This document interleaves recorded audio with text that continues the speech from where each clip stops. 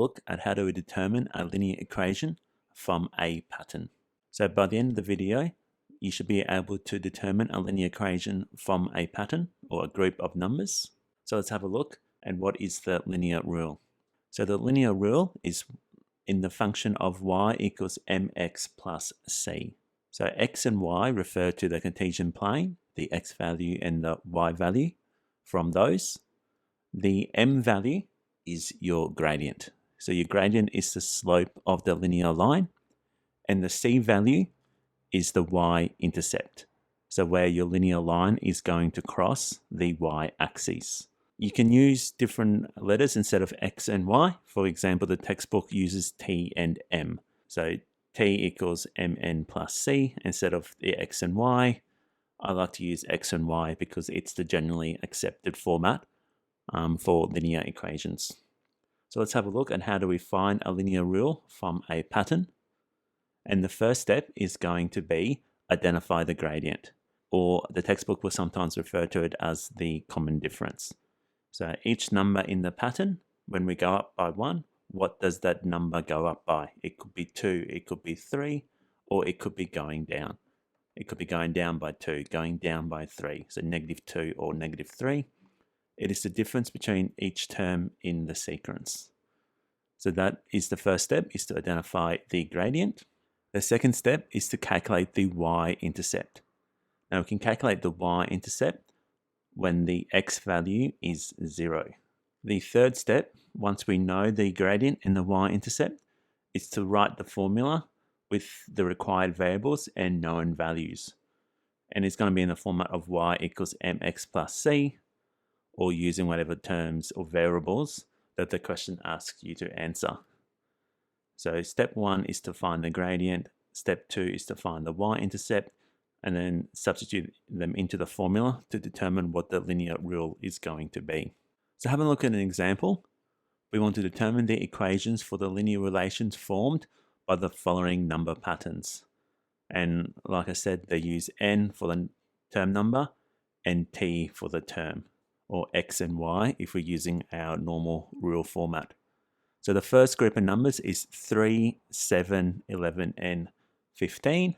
So what I can do is I can form a table using those numbers. My first term is going to be 3, my second term is 7, my third term is 11, my fourth term is 15. And what I'm doing by forming that table is I'm then forming sets of coordinates that would be along my line if I was to graph them. So now that I've formed a table that's going to help me determine the rule, my first step is to identify the gradient, or my m value, and that is going to be the common difference. What is it changing by each time? So to go from 3 to 7, that is going to be 4. From 7 to 11, that is 4. From 11 to 15, that is 4. If there is no common difference, then it is not going to be a linear pattern, and we cannot come up with a linear rule. So my common difference is 4. So every time I go up by 1 up the top, I'm going up by 4 down the bottom of my table. So my gradient is going to be 4. So I could substitute that into the equation now, and it would be y equals 4x plus c. My next step is going to be to find the y-intercept. Now I don't know what the y-intercept is, and I haven't graphed it to be able to read it off the graph. So what I can do is I can select a set of points from my number pattern, and here I'm going to select 1 and 3 and write that as a set of coordinates. Then I'm going to substitute that into my formula. So I know that y equals mx plus c. I know my m value is going to be 4. Using my set of coordinates, my y value is going to be 3. So I can substitute that in, and also my c value is 1. So I can substitute that in as well. So my equation then becomes 3 equals 4 times 1 plus c. So working that through, 3 equals 4 plus c. So I know that c is going to equal to -1, because 4 plus -1 is equal to 3. So for my pattern, my y-intercept value is going to be -1. So now that I have my gradient and my y-intercept, I can now write the formula with the known values and required variables.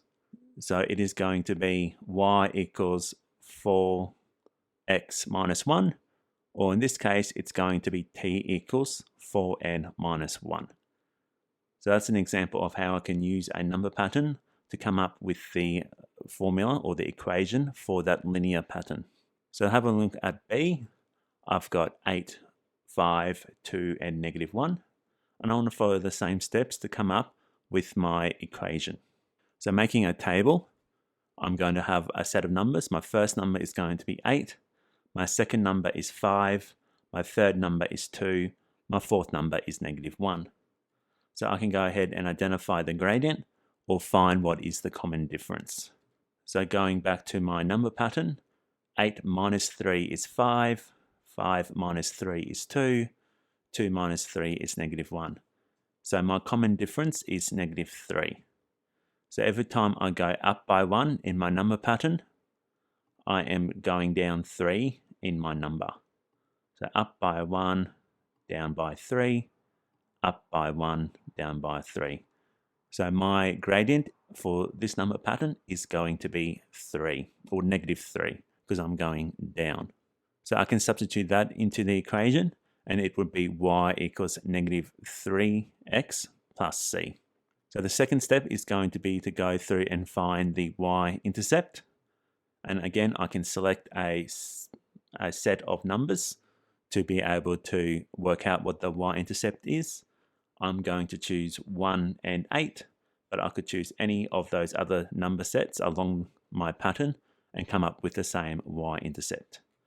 So 1 and 8, substituting that into y equals -3x plus c, it is going to be 8 equals -3 times 1 plus c.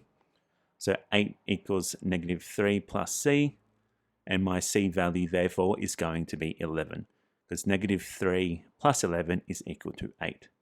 So my y-intercept value for this number pattern is going to be 11. So now that I have my intercept, my y-intercept and my gradient, I can go ahead and write my formula using those values and the required variables from the question. And my equation is going to be t equals -3n plus 11. So now let's have a look at another example of how we can determine a linear equation for a linear pattern. So in the second example, we have jars of vegetables that are stacked into 10 rows. There are 8 jars in the third row and 5 jars in the sixth row. So they're giving us some information that we are going to need to use to be able to answer the question. The number of jars in any row can be represented by a linear relation. So the first part is asking us to calculate the common difference.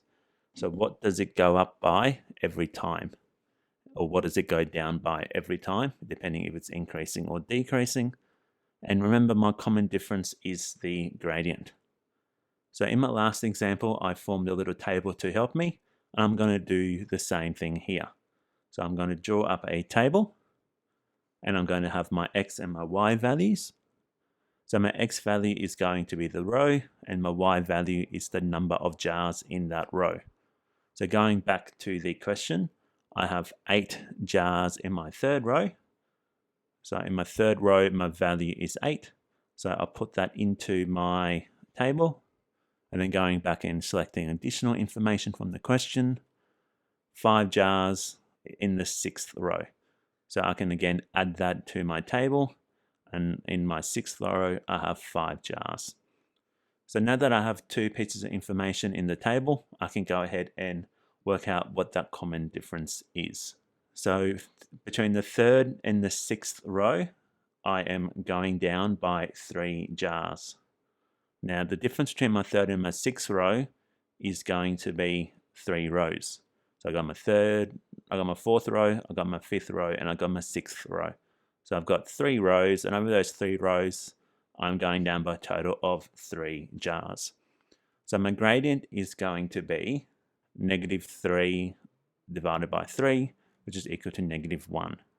So each time I go into a further row, I'm going to lose a jar. So the third row is going to be 8. The fourth row is going to be 7. The fifth row is going to be 6. The sixth row is going to be 5. So every time I go a further row, I'm going to lose a jar. So my gradient is going to be -1. So part B is asking to determine the equation that will express the number of jars in any of the 10 rows. So we want to come up with our linear equation. So we'll go through and follow our steps. The first step is to identify the gradient, which we did in part A, which is equal to -1. The second step is going to be to identify or find the y-intercept.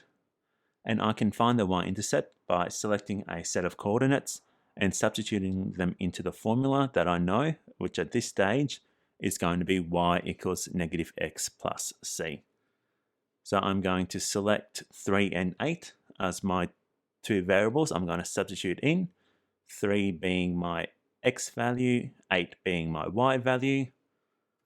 So substituting it in, it is going to be 8 equals -1, because that is my gradient, times 3 plus c. So 8 equals -3 plus c. So c is going to equal to 11. So now that I know my y-intercept and I know my gradient, I can write down my formula, and that is going to be t equals -1n, or -n, because I don't need to write the 1, plus 11. So I can find the number of jars in any one of my 10 rows by using the formula t equals -n plus 11. So part C of the question is asking to determine the number of jars of vegetables in total for the rows 1 to 6. So to do that, I need to find out what are my values for when n is equal to 1 through to n is equal to 6. So when n is equal to 1, I can go ahead and substitute that into the formula that I worked out in part B. So t equals -n plus 11. So t is equal to -1 times 1 plus 11. So t is going to equal to 10. So I'm going to have 10 jars in my first row. When n is equal to 2, I'm going to go ahead and substitute that in to my formula. So t is equal to -1 times 2 plus 11. So the number of jars is going to be 9. So I already know, because it was given to me in the question, that in my third row I've got 8. So working out in my fourth row, it is going to be n is equal to 4. So substituting into my formula, it's going to be t is equal to -1 times 4 plus 11, which is equal to 7. And I need to do the same thing for my sixth row. So -1 times 6 plus 11, which is equal to 5. So now I've worked out what my values of jars are for the first 6 rows, and I can summarize that information in a table. And we can see, or we can go through and check our numbers. We know that for every row we increase by, we lose a jar. So starting at 10, I go down to 9, 8, 7, 6, 5.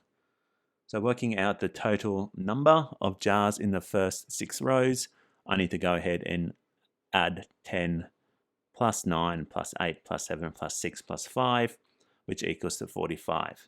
So I know that I'm going to have 45 jars in the first 6 rows. And finally, for part D of the question, it is asking us to determine the number of jars in the 10th row. So we want to find out when n is equal to 10, what is t going to equal to? So substituting 10 into my formula, t is going to equal to -1 times 10 plus 11. So -1 times 10 is -10. -10 plus 11 is -1. So I'm going to have 1 jar in my 10th row. So that's some examples of how we can identify a linear equation, either from a written question or a linear pattern, to come up with the linear equation, and how we can use that linear equation to answer some questions.